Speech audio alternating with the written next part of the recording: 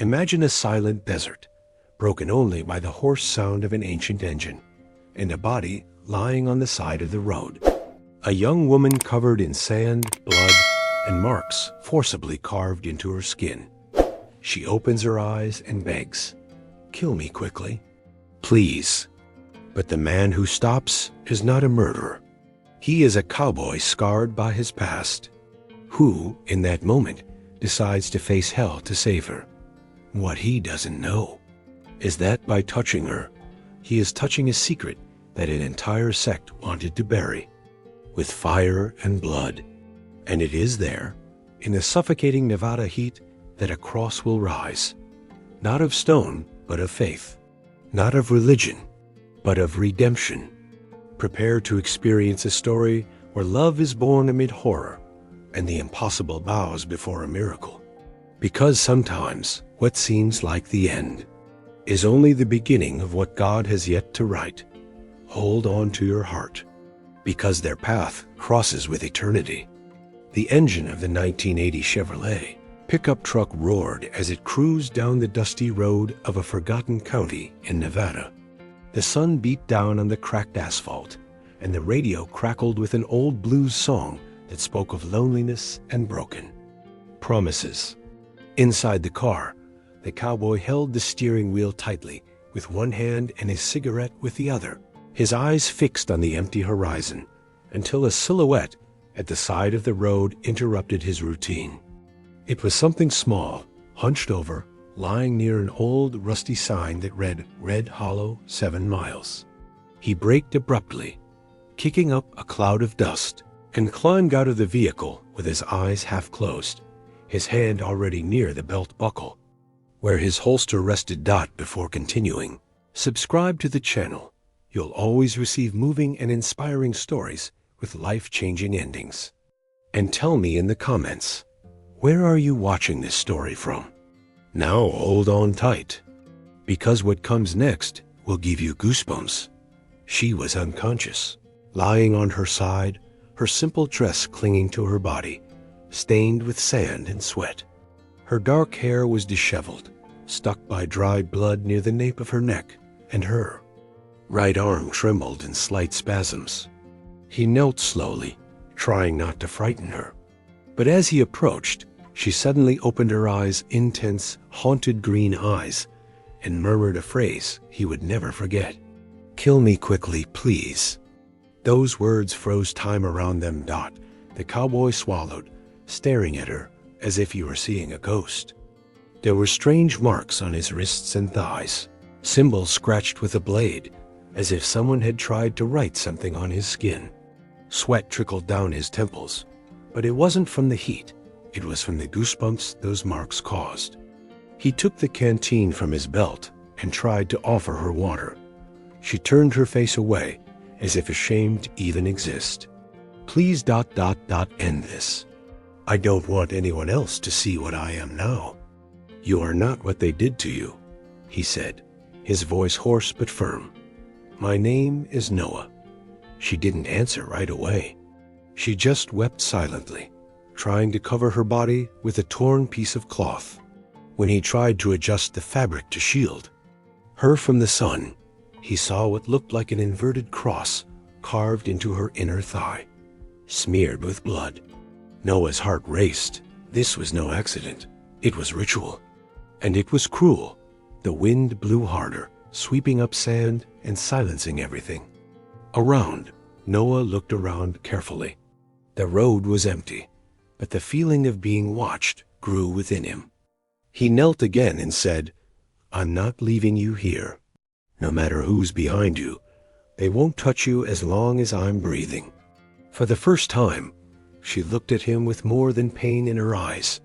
There was surprise, distrust, and a flicker of hope that barely dared exist. He lifted her with effort, feeling how light, how weak, and carefully placed her in the passenger seat of the truck. With every step, he glanced over his shoulder, as if expecting someone or something to emerge from the desert. He closed the door, turned around, started the car, and sped off. The radio played sad country music again, but he turned it off. Only sound he needed to hear now was her breathing slowly returning. Noah drove north to an old abandoned chapel 12 miles away. He wasn't going to take her to the hospital. Not yet.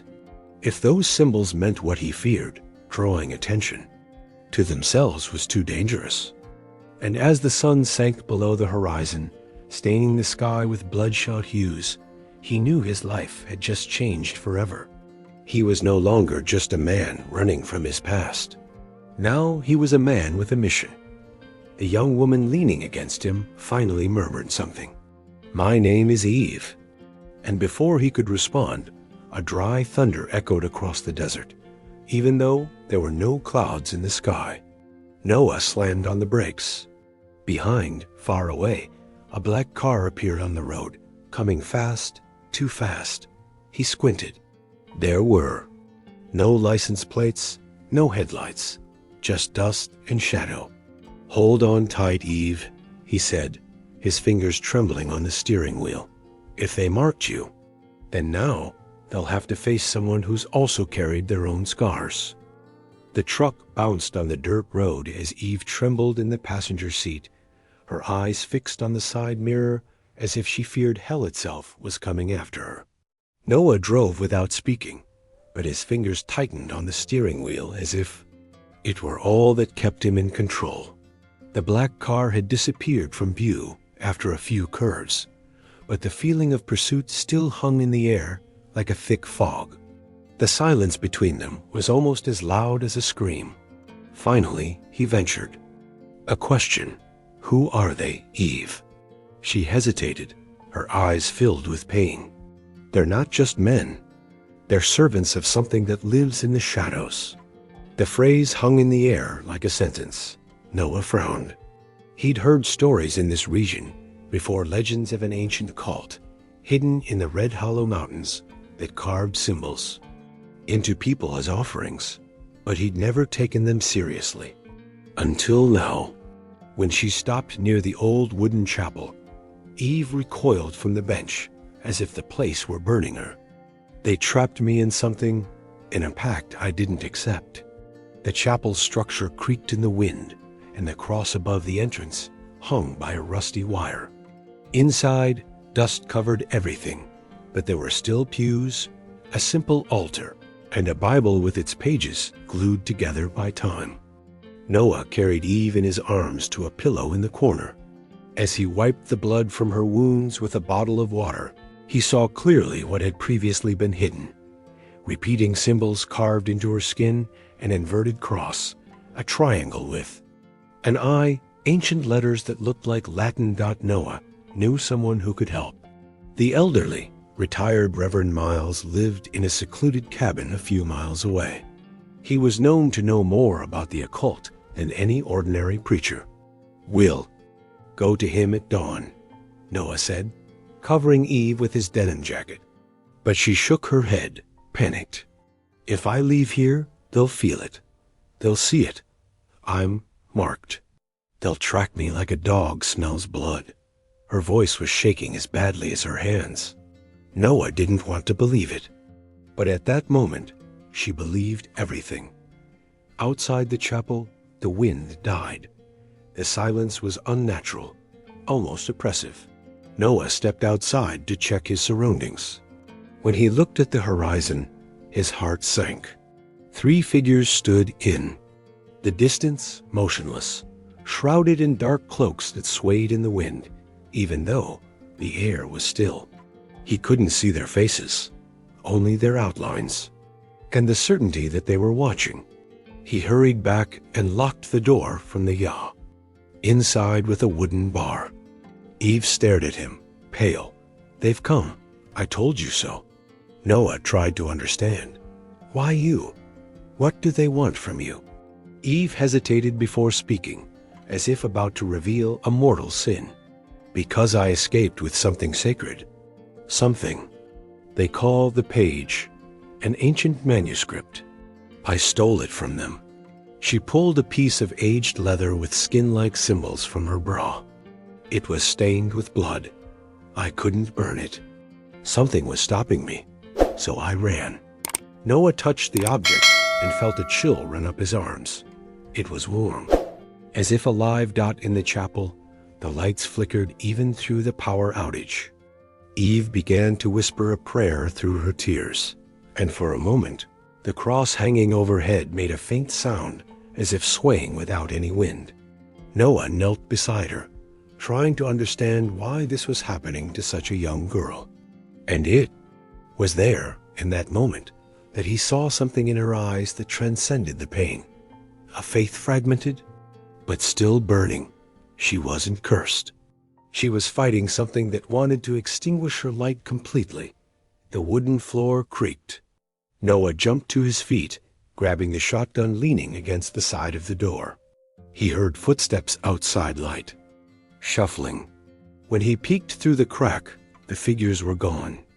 But there were footprints in the dust, bare footprints that ended right in front of the door. Noah swallowed hard. "They're testing our fears," he murmured. "But with me here, Eve, they won't win." She looked at him as if she saw a miracle about to happen. And there, even in the midst of her fear, he touched her tear-stained face and said softly, "As long as I breathe, you won't feel alone anymore."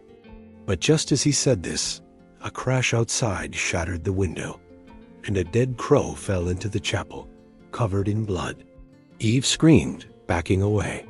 Noah ran to protect her, but felt something surrounding them, something ancient and furious. Outside, the figures appeared again, but now with something in their hands, drums, and they began to beat, rhythmically like a warning. The night had only just begun, and the true hell was yet to come. The smell of old wood and rotting books filled the air as night crept slowly on, enveloping the small chapel in the heart of the desert.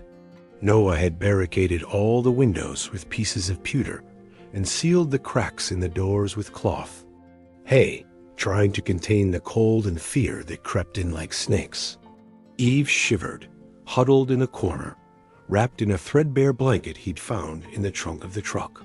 Her eyes were open, fixed on the cracked cross above the altar, as if expecting it to turn on them at any moment. Outside, the drums had stopped, but the silence was even worse. The creaking of the wind against the wood made the entire building groan.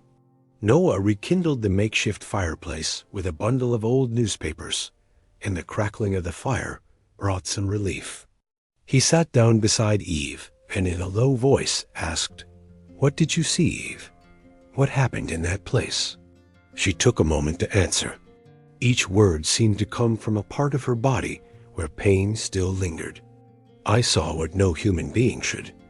I saw blood being shed in the name of a God that was not God." She continued, her eyes fixed on nothing, as if trapped in another time.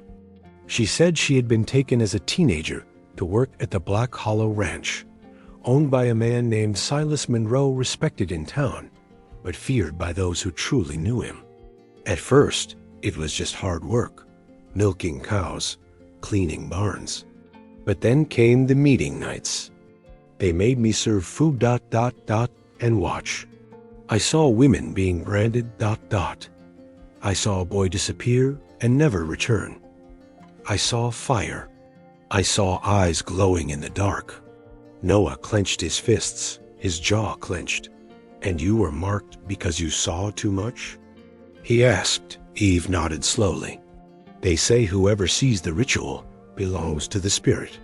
They tied me up, cut me, said I was now the property of the eye that sees, and every time I looked in the mirror, it was like something was watching me back." Her voice broke, and the tears flowed freely. Noah gently pulled her into a hug, and for the first time, she didn't resist. She wept silently, her face pressed against his chest, as if there were a home she'd never known. Noah looked her in the eye and said firmly, "I don't know what they are, Eve, but I know what you're not. You're not theirs." She laughed weakly, pained. "How can you be so sure?" He stood and walked to the altar. He took off his hat, placed it on his chest, and stared at the cross as if defying heaven itself. because there is a God greater than any burned symbol. And this forgotten chapel today will be our temple of war.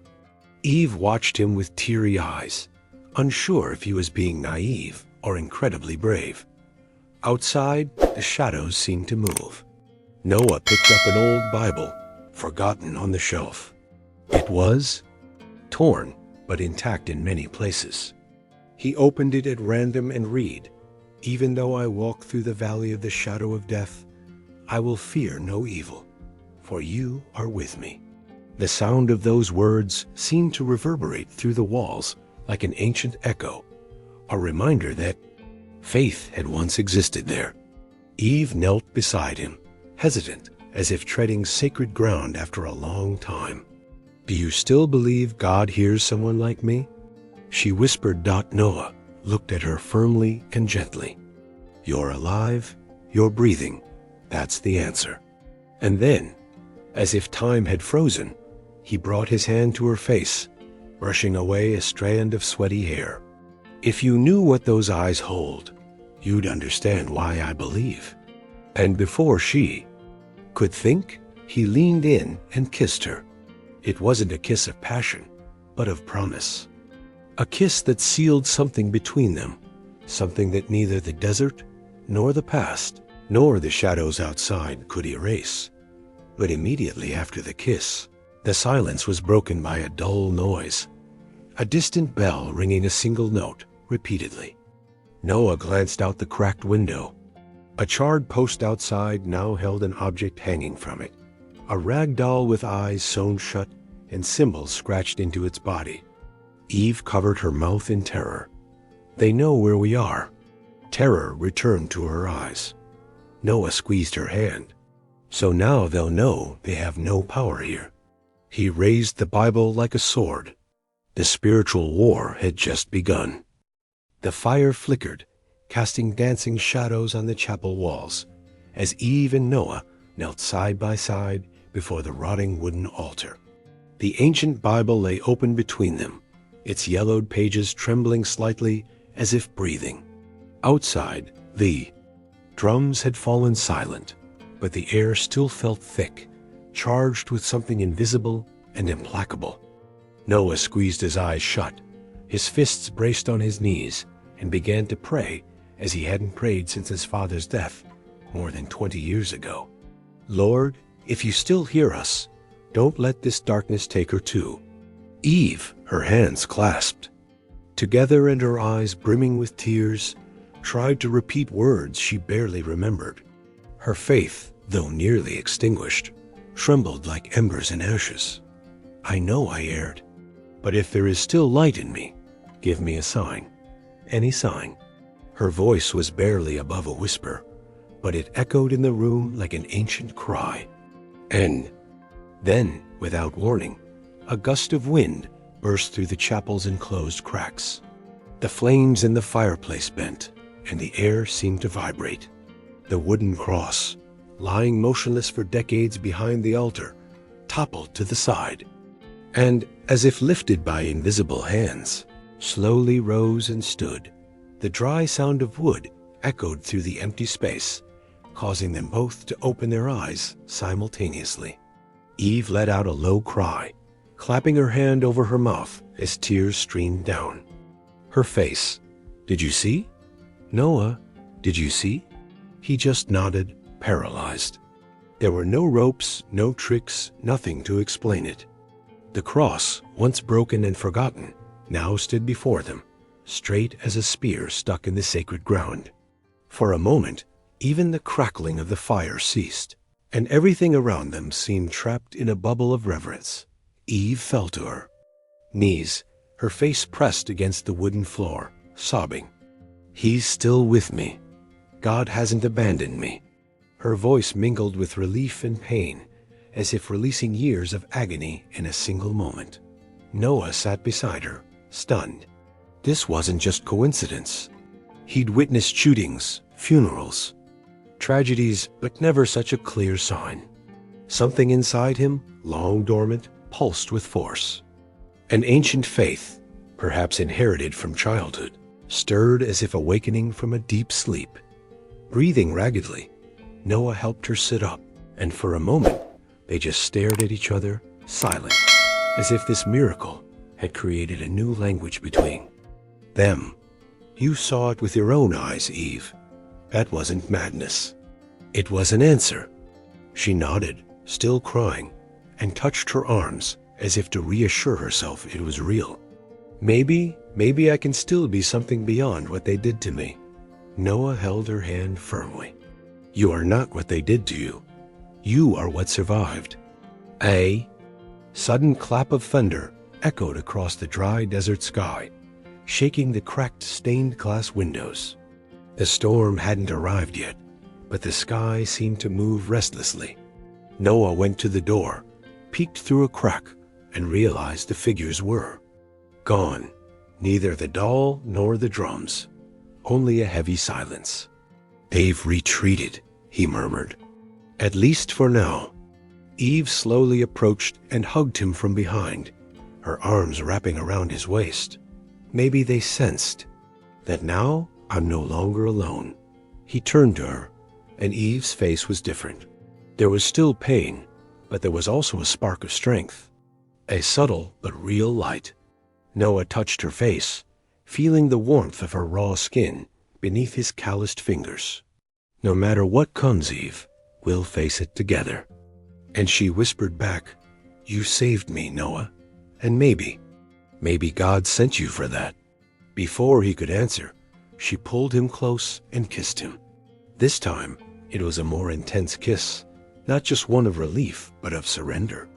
As if they both understood that, despite the fear, there was something true, something sacred. Noah wrapped his arms around her and held her tight, feeling his heart pound like the old days, when he believed loving someone could be the reason to get up every morning. But that moment was interrupted by the sudden sound of a radio crackling. The truck, parked outside, began to emit static even though it was turned off. And amid the distorted noises, a deep, husky voice emerged like a warning. The sign has been given. But the cross is not the end. It is the beginning. Noah froze. Eve recoiled. The fight was far from over. And now, it seemed the next stage would be even more dangerous. Time passed, but the scar on Eve's arm never faded, nor did the memory of that night the cross stood alone in the abandoned chapel. They'd been together ever since. Noah took her away, traded trucks, used false names, burned trails. For nearly a decade, they lived on the margins, among cheap motels and forgotten gas stations, as if the past had been left behind. But in 1993, everything changed. On a cloudy morning in Ely, Nevada, an unmarked letter arrived in the box of their trailer. On it, a single verse. The cross stood, but darkness learned to crawl. Noah wasted no time. He threw his bags into the back of his blue F-150 and told Eve to get in. She tried to argue, but the look in his eyes said it all. They'd been found. And if they'd been able to track down that hideout, then their time for peace was over. The following nights were torment. At each stop, Noah checked the tires, surveyed the surroundings, slept with the revolver under his pillow. And it wasn't long before the first attack. On a narrow road between Las Vegas and the Mojave Desert, a black car, the same 1980 model, appeared in the rearview mirror, fast and relentless. Hold on tight, Eve, Noah shouted, stepping on the accelerator.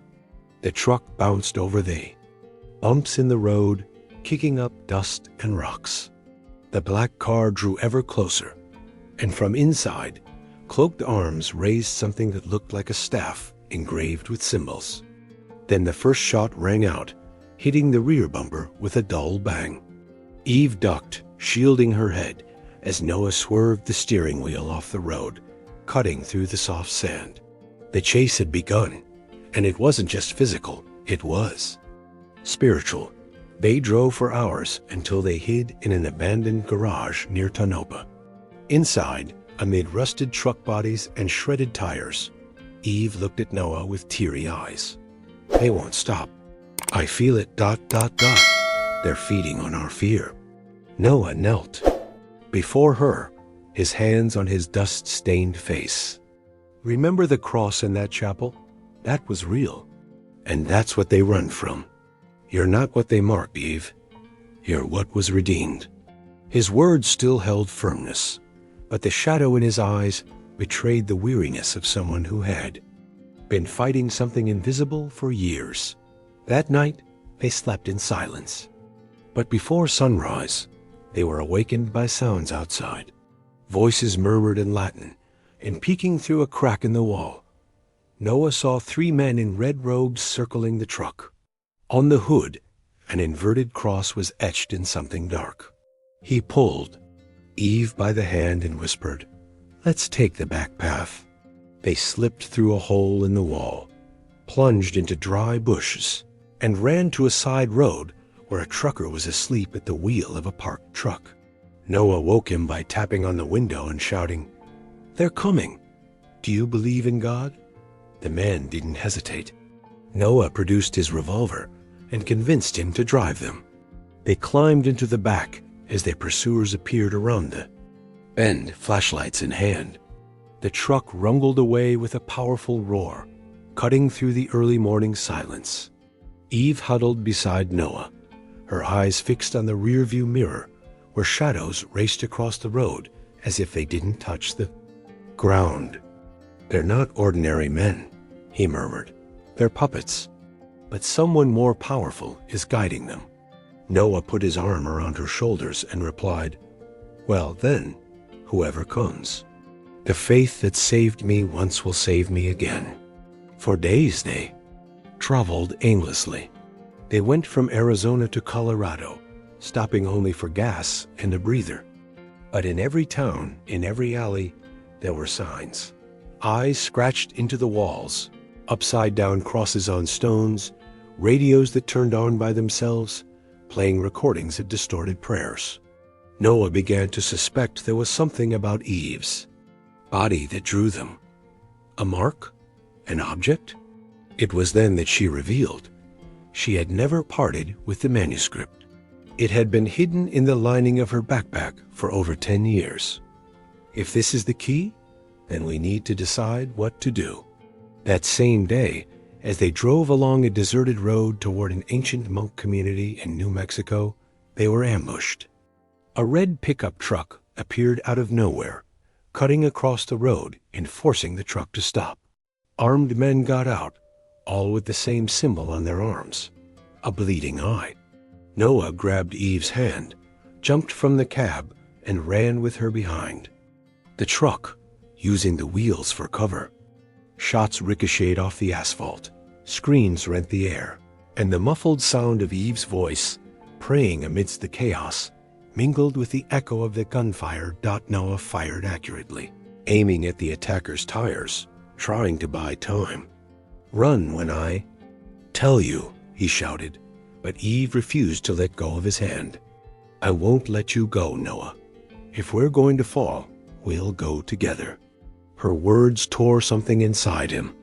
There, in the middle of the desert, surrounded by men bearing symbols of darkness, was a woman ready to die for him. And he, for her, it was more than escape. It was more than survival. It was love. It was war. And when the dust finally settled, there were bodies on the ground, blood in the sand, and 2 hearts still beating. But the worst, they knew, was yet to come. The sky was embroidered with stars when they finally found shelter in a forgotten barn in the middle of nowhere, on the outskirts of an abandoned farm between Santa Fe and Albuquerque. The smell of dry hay and old wood filled the air, and the desert wind whispered through the cracks in the boards as if to tell ancient secrets. Eve sat down slowly on a blanket spread over the packed dirt floor. She was exhausted, dirty, wounded inside and out, but alive. Noah turned on a small battery-powered flashlight and knelt beside her, his eyes trying to hide the weight of what they had experienced in the last few hours. She broke the silence first. I used to dream of a different life, you know. A simple house, a yard full of sunflowers, a dog at the bottom of the stairs, and someone who would look at me like I was still worth something. Her voice trembled, but it wasn't from fear. It was from her soul trying to find space after years of being imprisoned. Noah looked at her and saw more than wounds. He saw a whole woman trying to rebuild herself amid the rubble of her own history. I dreamed of something like that too, but after I lost my brother in the war, I gave up dreaming. Eve turned her face to him. That's why you carry everything in your eyes. Old pain, swallowed silence. Noah laughed lightly, a laugh without joy but sincere. You read me as if you were born with me. She shrugged, leaning against the wooden wall. When someone lives in darkness, they learn to recognize those who are also trying to escape it. The words hung between them, heavy but sweet. And it was in that instant, without warning, that Noah's eyes sought hers with more than empathy. There was desire there, but it was a desire that came from the soul, not the body. The silence that followed wasn't awkward, it was charged with energy. Eve reached out and touched his face. Why don't you look at me with pity? All the other men looked at me like I was broken. Noah took her hand and pressed her palm against his chest. Because you're not broken, you're hurt. But hurt isn't the same as destroyed. The tears came effortlessly, streaming down her face. And before any words could interrupt, he gently pulled her into his arms and hugged her. The embrace was long, silent, warm, and when their eyes met again, there was something new, something inevitable. The kiss happened there, amid the smell of straw and the dim light of the lantern. It wasn't a voracious kiss. It was a slow, desperate kiss, full of tenderness and pent-up pain. It was as if they were saying to each other, I'm still here. I can still love. When their lips parted, Eve rested her forehead against his and whispered, I thought I'd never feel this way again. But you gave me back the courage to feel. Noah wrapped his arms around her as if protecting. Her was his sole mission in life. From now on, it's you and me. No matter what comes, I won't let go of your hand, Eve. She closed her eyes and took a deep breath. I don't want to be another woman saved by a man. I want to be a woman who fights alongside him. He smiled, tenderly and respectfully. Then let's fight, together, until the end. The heat between them wasn't just physical. It was spiritual, emotional, something that blossomed amidst the chaos like a flower in arid soil. Outside, a coyote howled in the distance, and the crickets began their song again, as if the night were witnessing a rebirth.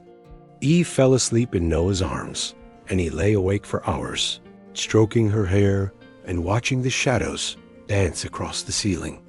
For the first time in a long time, he felt peace even surrounded by danger.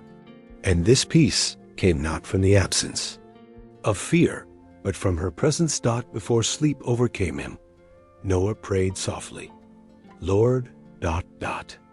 If I'm to fall on this road, may it be protecting this love. And if I'm to live, may it be by her side, building a tomorrow far from horror. The words came as a promise, but also as a seed. And God, even in silence, seemed to hear. Because that very night, the manuscript hidden in Eve's backpack emitted a faint glow, as if responding to something invisible. And they didn't know it.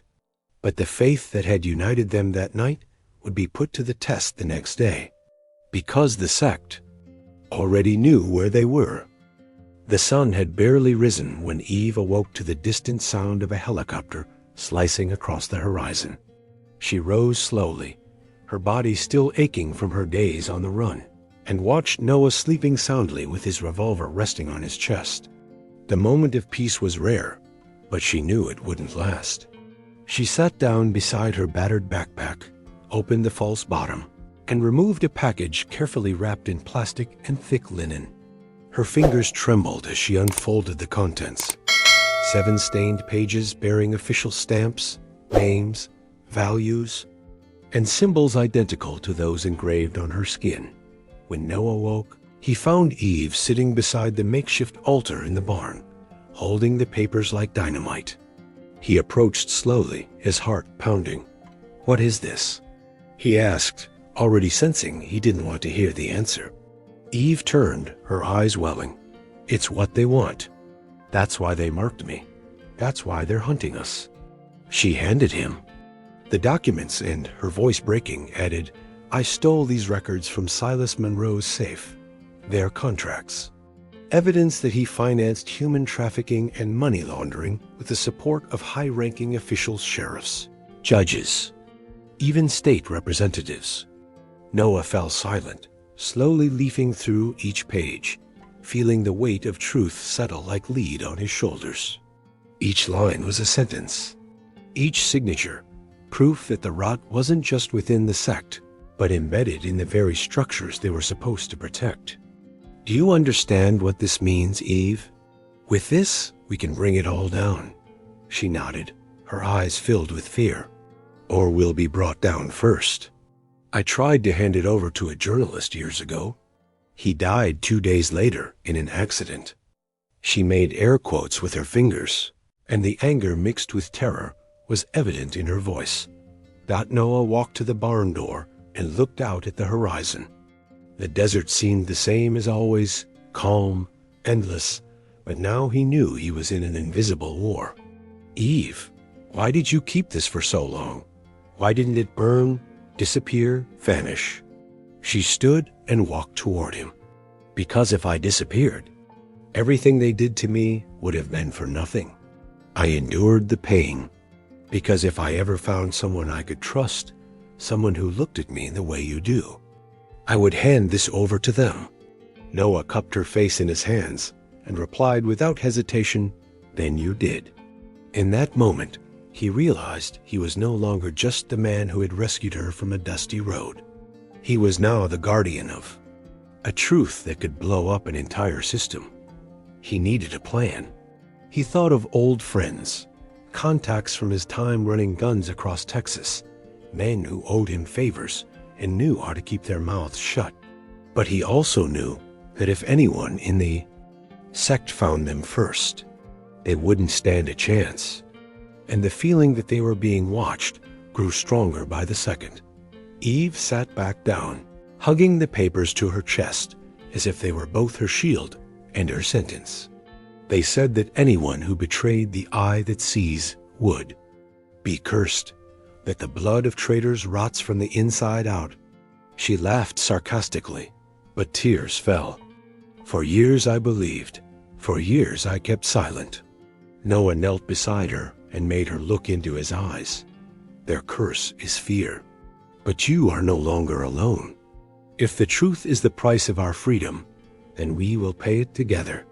Outside, the sound of tires on sand cut through the silence. Noah ran to a gap and saw a black pickup truck parked about 200 yards away at the bottom of the road. No one got out. Only the headlights came on, even in the daylight, and remained fixed on the barn. Eve stood up as if something inside her had snapped. They know. They always know.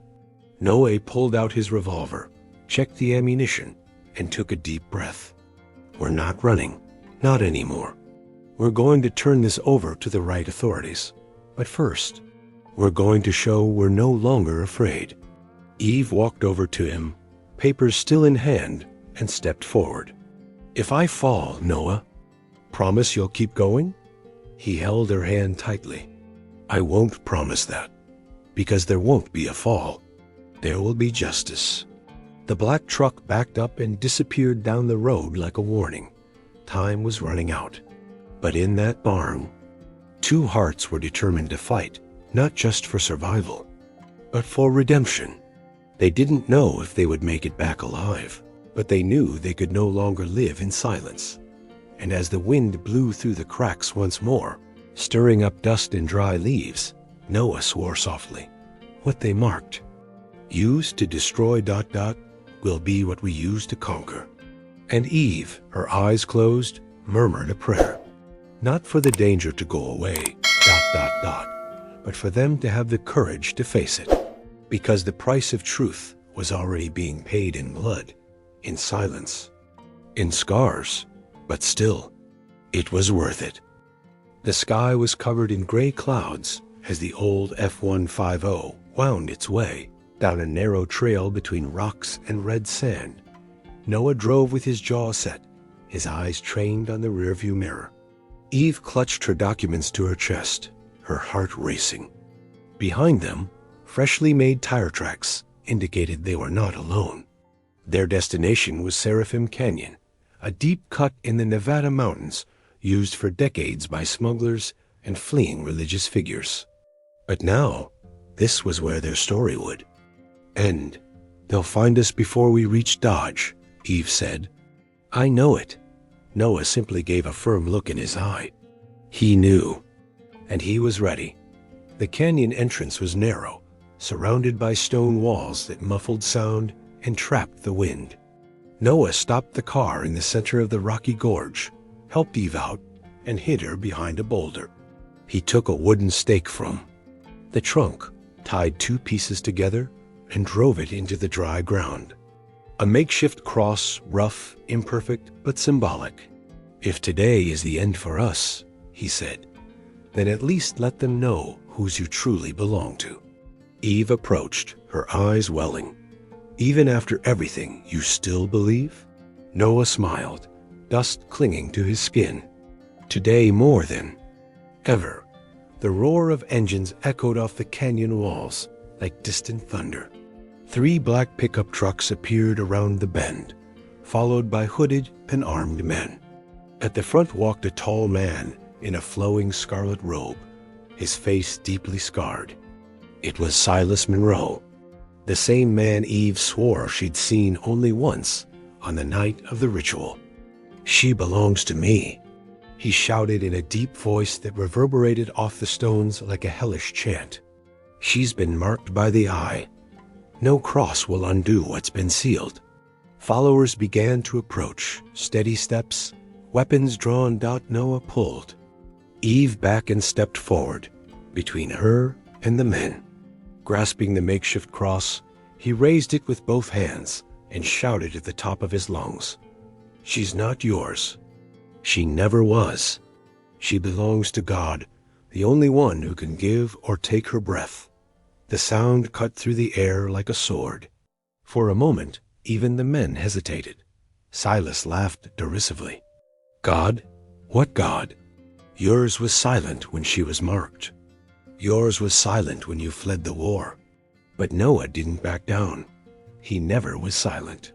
He was just waiting for us to have the courage to lift the cross. The first shot came from one of the followers. The bullet hit a nearby rock, ricocheting and sending dust flying. Noah threw himself over Eve, shielding her with his body. Gunfire began to ripple across the canyon. It was an ambush. But Noah was ready. He pulled his revolver from his holster, took quick aim, and felled the first shooter with a clean shot to the leg. Eve ran to the side, trying to protect the documents. Screams echoed off the canyon walls as bullets sliced through the air like crazed wasps. Noah rolled behind a rock and fired again, hitting the tire of one of the pickup trucks. Silas advanced slowly, like a general in the midst of war, chanting Latin and gesturing with his stained hands. Do you think you can save her with wood and faith? She is sealed, marked. The eye will see her until the end of time. Noah, blood on his face and his eyes burning, raised the cross again and shouted, "Then let the eye see. For now he will see the strength of a believing heart." And at the same moment, a gust of wind swept across the gorge with such force that it kicked up dust and knocked 2 men to the ground. She makeshift wooden cross stood firm, embedded in the ground, even as the wind roared like a wounded animal. Eve, kneeling behind a rock, began to pray aloud, repeating Psalm 91 with her eyes closed and her voice firm. 1,000 may fall at your side, 10,000 at your right hand, but it will not come near you. The words cut through the chaos like a sacred blade. Noah positioned himself beside her, shielding her body with his, reloading his weapon as the sky above darkened unnaturally, as if a storm were being summoned. Silas stepped forward, now with a ritual knife in his hands. Give back what you stole, and I'll spare your death, girl. Eve stood with the documents in her hands, raised them to the sky, and shouted, I didn't steal it. I saved it. And now the world will know who you really are. Silas ran toward him, but Noah was faster. A single well-aimed shot pierced the leader's shoulder, and he fell to his knees with a wild scream. The other sect members recoiled, as if their leader's fall had unnerved them. Some ran, others stood still in shock. Silence returned to the canyon, now heavy in a different way. The wind died down, and the cross still stood. Eve fell to her knees, the documents still clutched to her chest, and wept as if freeing herself from an invisible prison. Noah knelt beside her and embraced her, resting his forehead against hers. You no longer belong to the pain. You won?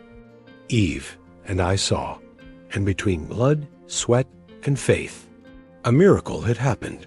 The truth rose, and evil, this time, fell to its knees before the light.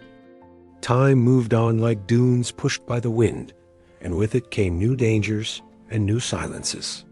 Years after the confrontation at Seraphim Canyon, Noah and Eve still lived in the shadow of the truth they carried, and in the sights of those who survived.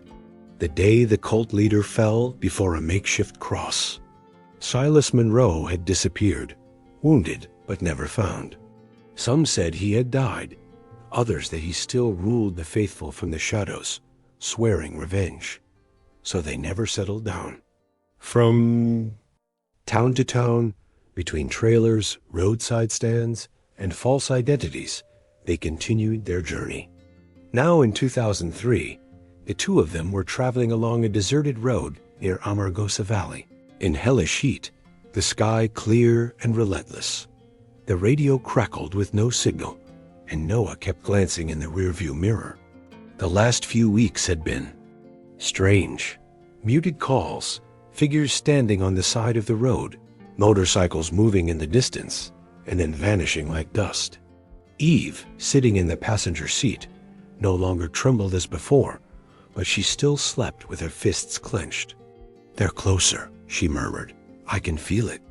This time, they want to finish what they started. Noah gripped the steering wheel tightly. And I'll finish anyone who tries to touch you, I promised. But there was something in the air, something even he couldn't explain. It was as if they were being guided to a new battlefield dot at the time of an old mining sighting, a rock.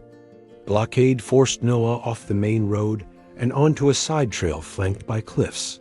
He smelled danger in the air. By the time they rounded the second narrow curve, it was too late. An ambush. 2 black pickup trucks surrounded the exit, and men in black got out with guns and masks. They didn't shout. They just pointed. One of them raised a loudspeaker and announced, "Hand over what you carry or disappear forever." Noah put the car in reverse, but another pickup truck appeared behind, sealing the trap. Eve clutched the documents to her chest like a shield. This is it. And then it happened. The sky, until then clear, shivered. A gust of hot wind sliced through the valley like a blade, kicking up sand and dust in seconds. Eve's hair flew back, her face covered. Noah gripped the steering wheel tightly as lightning streaked across the clear blue sky, unexplained. And, out of nowhere, the first drop fell, and then the second. And in less than a minute, a storm erupted as if the sky itself had ruptured. The enemy tried to hold their positions, but the wind whipped too hard. The dust blinded their eyes, and the rain turned the dry ground to mud. Visibility dropped to near zero. Noah took advantage. He accelerated hard, swerving between rocks, guided only by instinct and the few feet he could see. Eve clung to the seat and prayed aloud, tears mingling with the rain seeping through the crack in the window. This isn't normal, Noah. This isn't just nature. And Noah, even tense, replied firmly, No, this is a miracle. This is the second time the cross has been raised for us. And this rain, it's God confounding those who think they are gods. The truck skidded in the mud, but moved forward as if an invisible force were clearing a path. Behind them, the pursuers screamed, skidded, and crashed their cars into each other.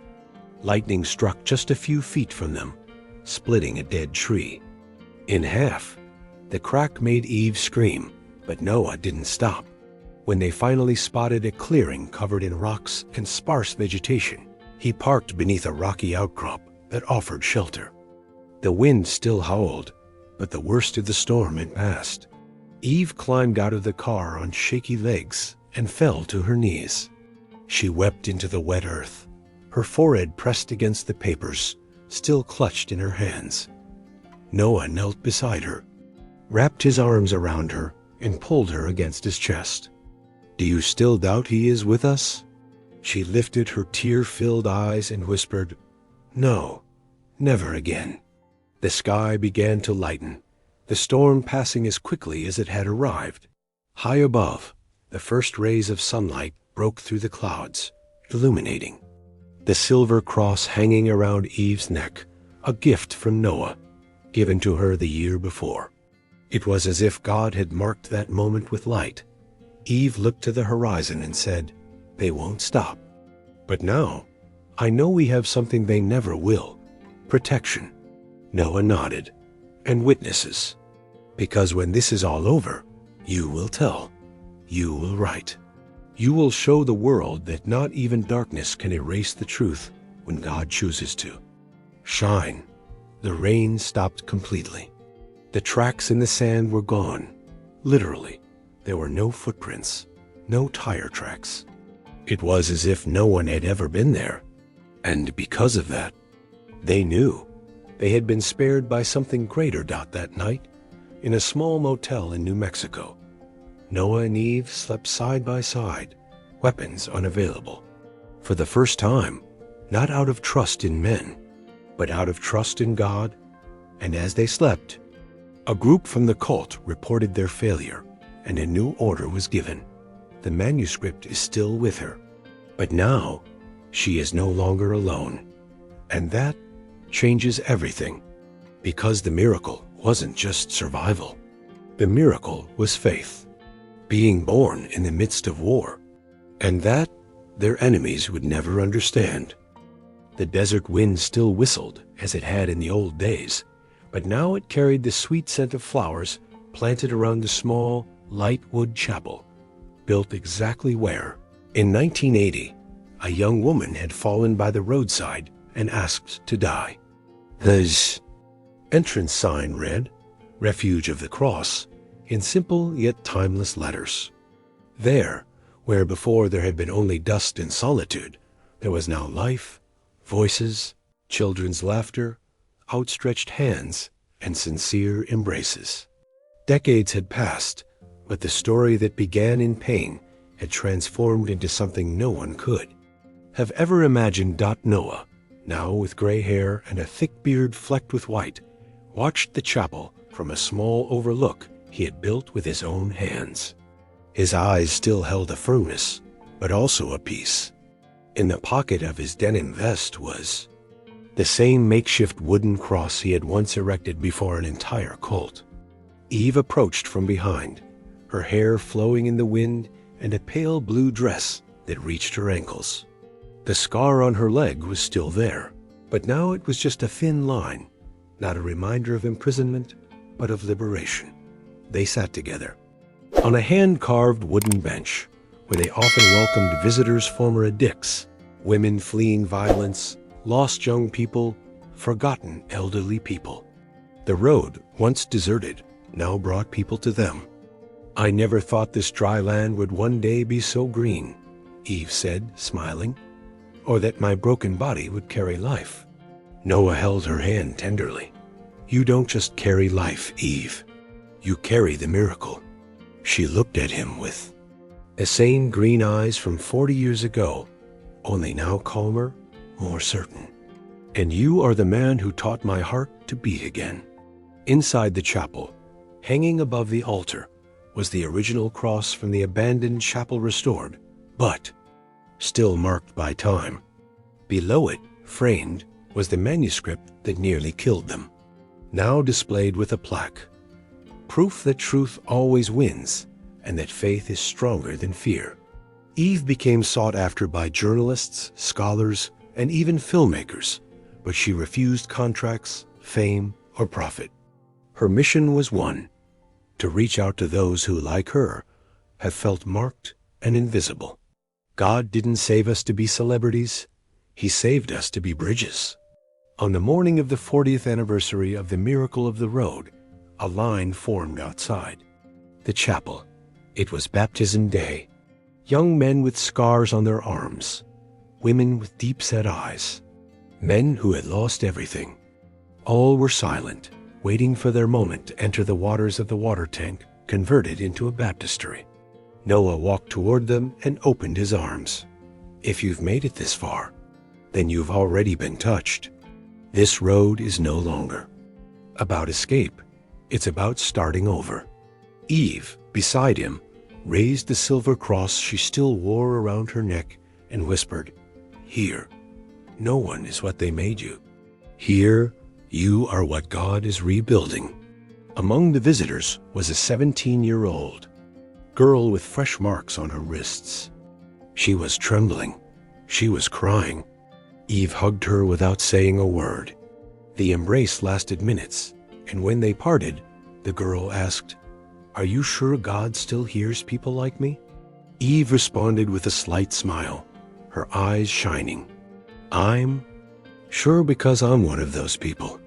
The young woman smiled through her tears, and for the first time in months, said her own name out loud. That day, she was baptized, Hope. Late in the afternoon, the sun set over the same stretch of road where it all began. The cross atop the chapel reflected the orange evening light, as if it had turned on by itself. Noah and Eve sat on the hood of a new pickup truck, gazing out at the flowery fields around them. Do you think they'll ever come back? She asked. He sighed. Maybe. But now, we don't run anymore.